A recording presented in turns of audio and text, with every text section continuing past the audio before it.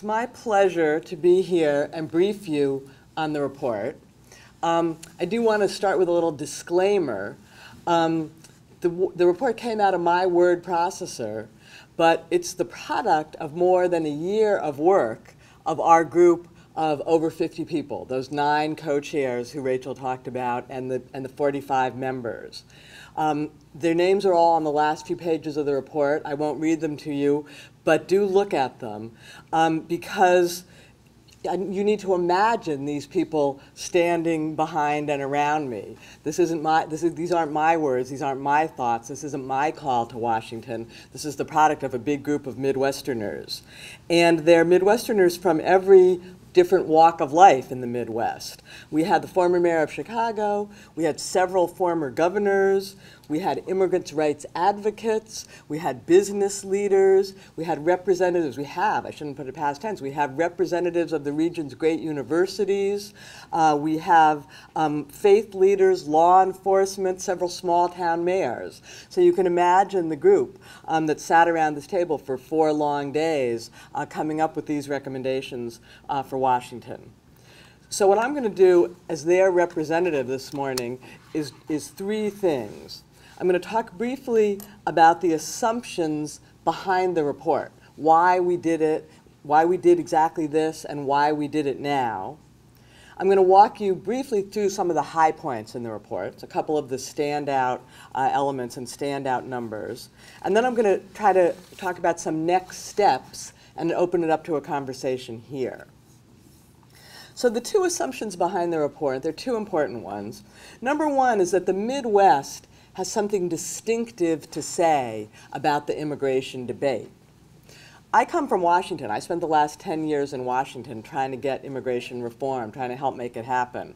And I've been watching politicians in Washington try to deal with this for the past 10 years. Presidents have come and gone, different presidents have tried, Democrats and Republicans have tried, the intensity of the debate rises and falls, but at this point, it's kind of like watching the reruns of a bad movie. We've seen it too many times, and the end is always disappointing. So one of the key assumptions behind this project is that it's time for people outside of Washington to lift up their voices and add their ideas to the debate. And frankly, to give the people in Washington a kick in the pants, people who haven't been able to solve it. And it's also part of this assumption in the task force is that Midwesterners in particular are particularly well placed to say something about immigration and to get the debate moving. Number 1, Midwesterners are pragmatic, they're problem solvers, they have a long experience with immigration. As Governor Holden said, the Midwest has probably seen more immigration from more countries over a longer period than any region in the country. And the Midwest's recent experience of immigration is also distinct in many ways. Unlike some regions, the Midwest needs high-skilled immigrants, but it also needs less skilled immigrants to revitalize the workforce. Like most regions, it needs immigrants as workers, but it also needs them to help replenish a stagnant or in some places even dwindling population. And in the Midwest, I think there's an appreciation, unlike in some other regions, for the way immigrants are revitalizing towns and areas, bringing new life and energy and entrepreneurialism and good values. Not every region understands that or appreciates it, but I think in the Midwest, many people do. And so assumption number 1 behind the report is that the Midwest needs to raise its voice, that you have a vital and unique contribution to make to the immigration debate, and that voice needs to be added to the debate. The second point, and I think you all understand this from the discussion I've heard already here this morning, but the second assumption behind the report is that we're making the argument from competitiveness. There are many ways that the immigration system is broken in many ways, right? And there are many different reasons to fix it. Some people come to it for moral reasons. Some people come to it for human reasons. Some people come to it for fairness reasons or security reasons or rule of law reasons or foreign policy reasons. There are lots of reasons to care about immigration. And whatever your values, there are many ways that the broken system is is getting in your way or infringing on your priorities. But the assumption behind this report is that we need to, as Americans and as Midwesterners, we need to talk more about the way the broken system is hurting the American economy, how it's holding back our economic growth, how it's depriving us of skilled workers and entrepreneurs, how it's putting us at a disadvantage compared to our competitor countries, how it's slowing our job growth and limiting our productivity. And as you know, many people in the Midwest and elsewhere, many people who aren't educated about the issue, believe that immigrants steal jobs from Americans, or that they're an economic drain. And the point about the assumption behind this report, and the point we're trying to make, is that that's exactly wrong. That the exact opposite is true, that immigrants create jobs and enhance American productivity and help businesses stay healthy and contribute to the economy. So those are our two assumptions. Midwest has a voice, and that we need to argue it from an economic competitiveness point of view. So briefly, let me go through, tell you a little bit about what's in the report. It's jam-packed with interesting stuff, and I do urge you to look at it carefully. We do have some politics of immigration. We do have a little bit on the moral case for immigration. We do have some history of immigration in the Midwest. But as I say, the important point that we come down to is the economic point, the competitiveness. And we're talking about both highly skilled workers, right? Everyone gets, many people get that. You know, the guy who invented the Pentium chip, that might be good for America. We're also making a point about less skilled workers, right? About people who are willing to work on farms, and people who are willing to be home health care aides, people who are willing to work in food processing plants. So a couple of numbers, just to throw out some of the highlights. According to the Indiana-based Lumina Foundation, the United States will not remain globally competitive unless 60% of the people living here have post-secondary degrees by 2025. 60%. Well, right now, only 38% of Americans have post-secondary degrees. And the point is, immigrants can help us with that. We need to be educating more Americans, but if we can bring some immigrants with post-secondary degrees, that's going to help us bring that number up. Another number from a different part of the economy.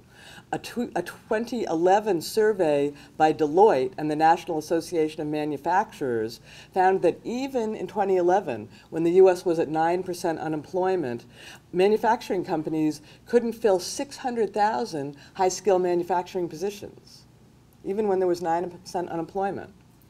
Immigrants can help with that. Immigrants can help us fill those jobs. Again, another part of the economy. We thought about very high skilled, medium skilled. In 1960, half of all the, 1960, not very long ago, right? In 1960, half of the American-born men in the U.S. workforce had dropped out of high school and were looking for unskilled work. Half. Well, today, how many U.S.-born men in the workforce have dropped out of high school? It's less than 10%. But we still need people actually to do unskilled jobs. We still need farm workers and hospitality workers and food processing workers. Immigrants can help us with that. Another number, fourth number, according to the Bureau of Labor Statistics, the occupations that are going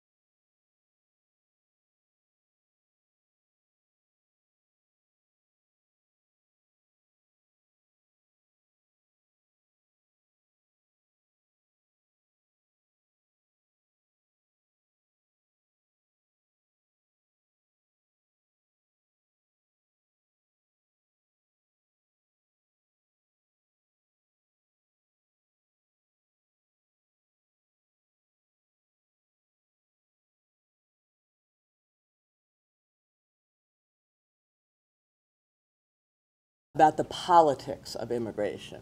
And this is really in some ways the headline of the whole report. This is, I think when they write up the stories, this is what they're going to focus on.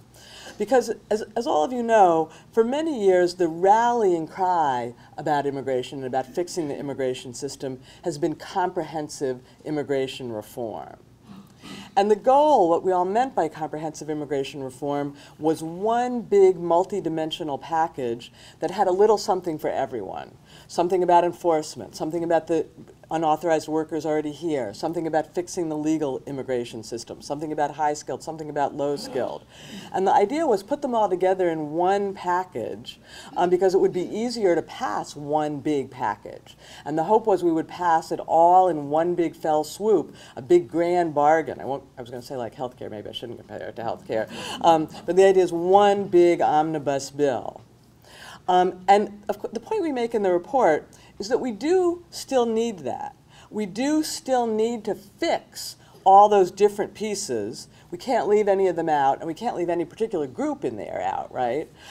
But, and this is really the important but, and this is kind of the headline of the report, if Congress can't find the will, if Congress can't figure out how to combine all those pieces in one package, and we're starting, after 10 years of trying, we're starting to think that maybe they can't, we'd like to see them start where they can.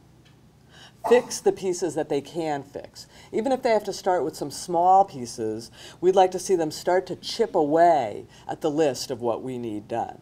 On the theory that you solve some of these smaller pieces, you take them off the table, you Democrats and Republicans learn to work better on some of those small pieces, and that will build and that will build a momentum of its own. I guess wow, that was really dramatic. That's never happened to me before. Somebody doesn't like that argument. I knew it would be controversial. The point, what we argue in the report, and I think this is fresh and new, and again, I think this is kind of Midwest pragmatism coming to the fore. We're saying that we need all these pieces, but that if you can't do all the pieces together, start now and make the progress that you can make, that even some of these small steps, we believe will create momentum, and just again, the bottom line of the report is a kick in the pants to Congress, and we're saying if you can't do it all, start where you can.